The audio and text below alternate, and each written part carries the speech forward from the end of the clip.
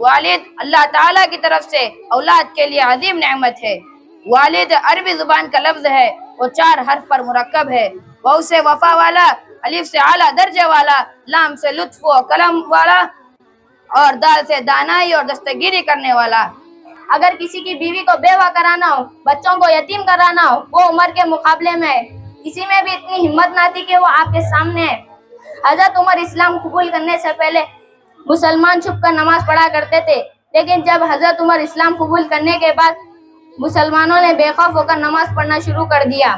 کسی شاعر نے کیا خوب کہا، یتیمی ساتھ لاتی ہے زمانے بھر کے دکھ، یتیمی ساتھ لاتی ہے زمانے بھر کے دکھ، سنا ہے باپ زندہ ہو تو کاٹے بھی نہیں چھپتے، سنا ہے باپ زندہ ہو تو کاٹے بھی نہیں چھپتے۔ اس زمانے کے بوڑھے باپ کی التجا۔ اب اورنج ہاؤس کی طرف سے صفی الرحمان اسٹیج پر آئیں گے اپنی تقریر پیش کرنے کے لیے۔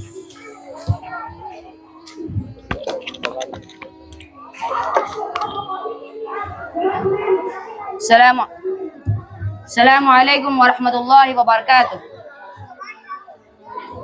نحمده ونصلي على رسوله الكريم اما بعد، قال الله تعالى في القرآن المجيد والفرقان الحميد، اعوذ بالله من الشيطان الرجيم، بسم الله الرحمن الرحيم، وقضى ربك ألا تعبدوا إلا إياه وبالوالدين إحسانا إما يبلغن عندك الكبر أحدهما أو كلاهما فلا تقل لهما أف ولا تنهرهما وقل لهما قولا كريما واخفض لهما جناح الذل من الرحمة وقل رب ارحمهما كما ربياني صغيرا۔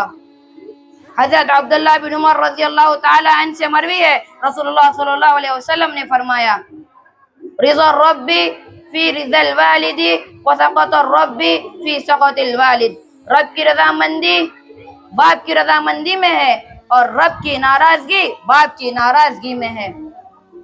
آج کے اس مقابلے میں ایسی ہستی کے بارے میں تذکرہ کروں گا جو ہمارے زندگی میں اہم کردار رکھتے ہیں، وہ ہستی ہے والد۔ اللہ تعالیٰ کی طرف سے اولاد کے لیے عظیم نعمت ہے۔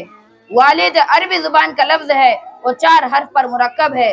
واو سے وفا والا، الف سے اعلیٰ درجے والا، لام سے لطف و کرم والا، اور دال سے دانائی اور دستگیری کرنے والا۔ کسی شاعر نے کیا خوب کہا، دھوپ میں باپ اور چولہے پر ماں جلتی ہے، دھوپ میں باپ اور چولہے پر ماں جلتی ہے، تب کہیں جا کر اولاد پلتی ہے۔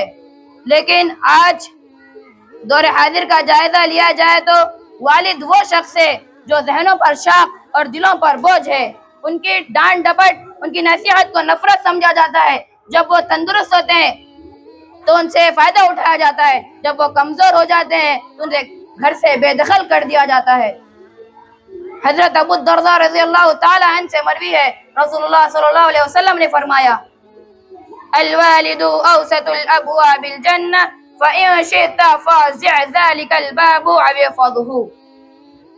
باپ جنت کا درمیانی دروازہ ہے، یہ آپ کے اختیار میں ہے کہ ان کی نافرمانی کر کے اس دروازے کو اپنے لیے ضائع کر لیں یا ان کی فرمانبرداری کر کے اس دروازے کو اپنے لیے محفوظ کر لیں۔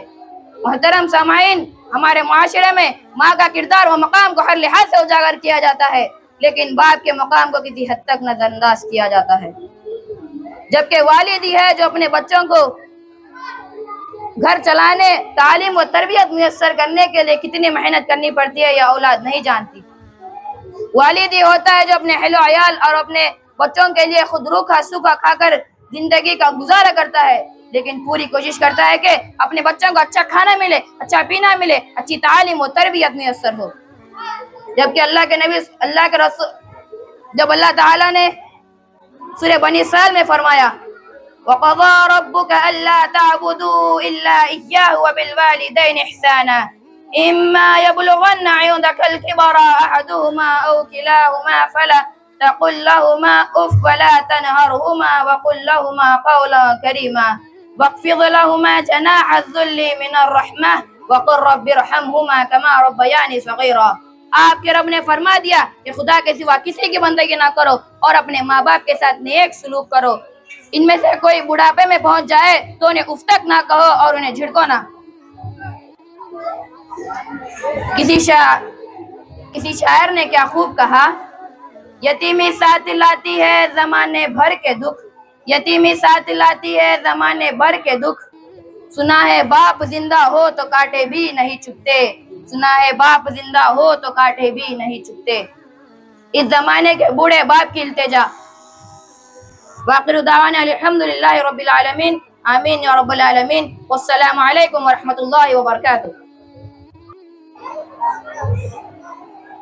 الحمدللہ رب العالمین، والصلاة والسلام علی رسول الکریم وعلی آلہ واصحابہ اجمعین، اما بعد۔ محترم اساتذہ کرام اور میرے عزیز دوستو، آج کی اس بابرکت محفل میں آج میری تقریر کا عنوان ہے عمر بن خطاب رضی اللہ تعالیٰ عنہ کون؟ محترم سامعین، عمر بن خطاب وہ جو فاتح بیت المقدس، صحابی رسول، خلیفہ دوم، امیر المومنین، فاتح کیسر اور کسریٰ، فاروق اعظم سیدنا عمر بن الخطاب رضی اللہ تعالیٰ عنہ، جو 22 لاکھ مربع میل کا علاقہ فتح کرنے کے بعد جو مسجد میں جھاڑو دے رہے ہو، جن کے نام سے روم اور فارس کی سلطنت خوف کھاتی ہو، جن کی خلافت میں پہلی بار مسلمانوں نے بیت المقدس کو فتح کیا، جن کی حکومت میں ایران، عراق، ارمینیا، یمن اور عمان، عرب، فلسطین، سیریا اور مصر آتا ہو، اور وہ راتوں میں گلیوں میں گشت لگا رہے، اگر اپنے کھاندے پر راشن کا بورا اٹھا کر گھوم رہے ہیں، اگر میری سلطنت میں کوئی بھوکا سو گیا تو سوال مجھ سے ہوگا۔ آج ہم حضرت عمر رضی اللہ تعالیٰ عنہ کی تاریخ جانیں گے۔ حضرت عمر حضرت حمزہ کی طرح عرب کے جانے مانے جنگجو تھے۔ اسلام قبول کرنے سے پہلے حضرت عمر اسلام کے بہت بڑے دشمن تھے، یہاں تک کہ آپ اپنے گھر سے تلوار لے کر نکلے تھے غلط مقصد سے، لیکن جب آپ رسول اللہ صلی اللہ علیہ وسلم کے پاس جا رہے تھے تو راستے میں کسی نے بتایا کہ آپ کی بہن بہنوئی نے اسلام کو قبول کر لیا ہے۔ یہ سن کر آپ نے اپنا راستہ بدل لیا اور اپنی بہن بہنوئی کے گھر پہنچے، جہاں پر آپ کو قرآن کے پڑھنے کی آواز سنائی دی۔ آپ گھر کے اندر داخل ہوئے اور اپنی بہن بہنوئی سے لڑنے لگے، لیکن بعد میں آپ نے قرآن کے لفظوں سے متاثر ہو کر اسلام کو اپنا لیا۔ اللہ کی قدرت دیکھیے، جو عمر اپنی تلوار لے کر نکلے تھے وہ اب صحابی رسول بن گئے ہیں۔ حضرت عمر اسلام قبول کرنے کے بعد ہر ایک مشرک اور کافر کے گھر گئے اور دروازہ کٹکھٹایا۔ جیسے ہی سننا ہوتا تھا کہ عمر آئے ہیں، ویسے ہی روح نکل جاتی تھی، سناٹا سا پھیل جاتا تھا۔ آپ کہتے تھے کہ میں نے اسلام قبول کر لیا ہے، آؤ اور تم بھی میرے ساتھ شامل ہو جاؤ۔ یہاں تک کہ آپ نے اعلان کرا دیا، اگر کسی کی بیوی کو بیوہ کرانا ہو، بچوں کو یتیم کرانا ہو، وہ عمر کے مقابلے میں ہے۔ کسی میں بھی اتنی ہمت نہ تھی کہ وہ آپ کے سامنے ہے۔ حضرت عمر اسلام قبول کرنے سے پہلے مسلمان چھپ کر نماز پڑھا کرتے تھے، لیکن جب حضرت عمر اسلام قبول کرنے کے بعد مسلمانوں نے بے خوف ہو کر نماز پڑھنا شروع کر دیا۔ رسول اللہ صلی اللہ علیہ وسلم نے حضرت عمر کو فاروق کے لقب سے نوازا، جس کا مطلب تھا کہ سچ کو جھوٹ سے الگ کرنے والا۔